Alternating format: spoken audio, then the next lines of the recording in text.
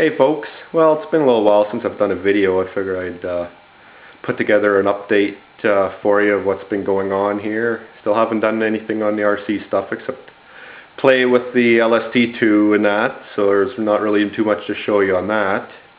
But I have been doing some other stuff in the shop. I'll give you a little rundown of what's been going on.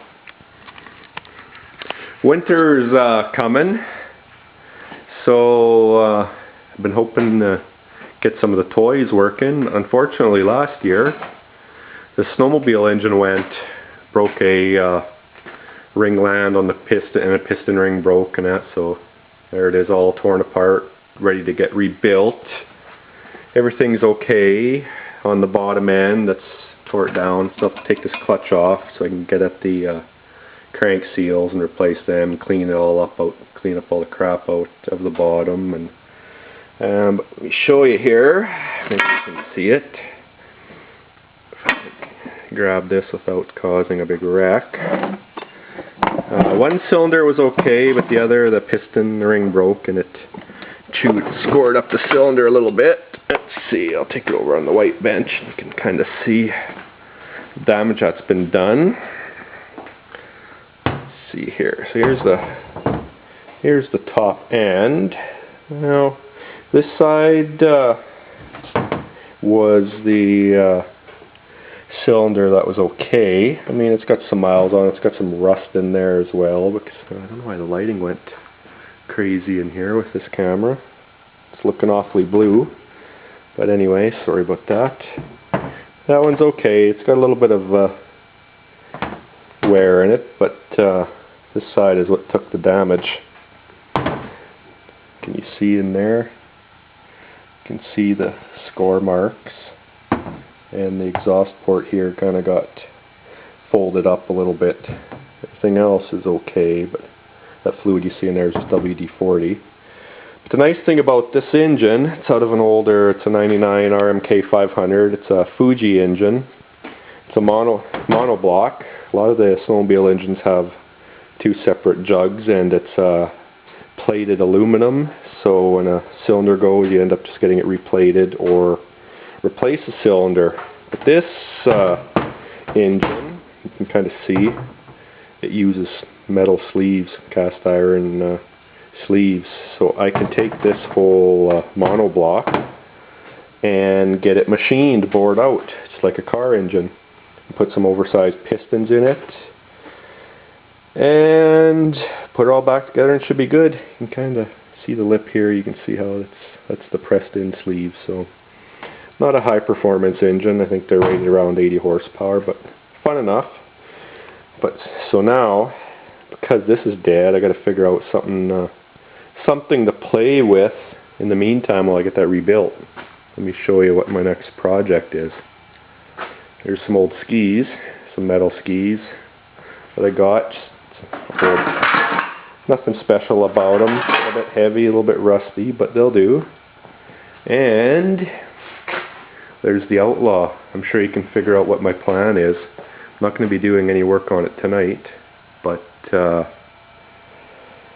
I need to get some steel, some quarter-inch steel and that, but I'm sure you can figure it out. I'm going to pull the wheels off, front wheels and tires off, and mount some skis on this bad boy so I can go and play in the snow a little bit. I've seen it done. There's kits you can buy where you can buy a mounting kit and then you buy some snowmobile, actual Skidoo brand skis, and you can mount them up.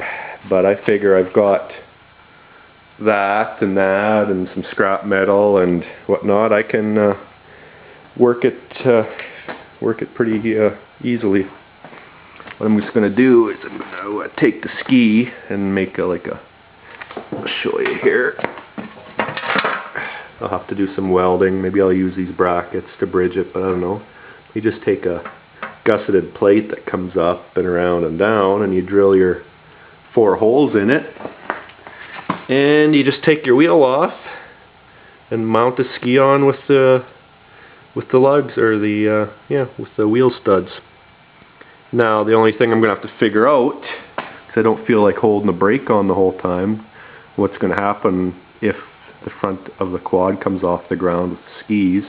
mounted on like the wheels, they're just going to want to rotate over. So I'll have to figure out some way to keep that from happening. With I know some guys hack together bungee cords and that, but I don't think that's the route I'm going to take.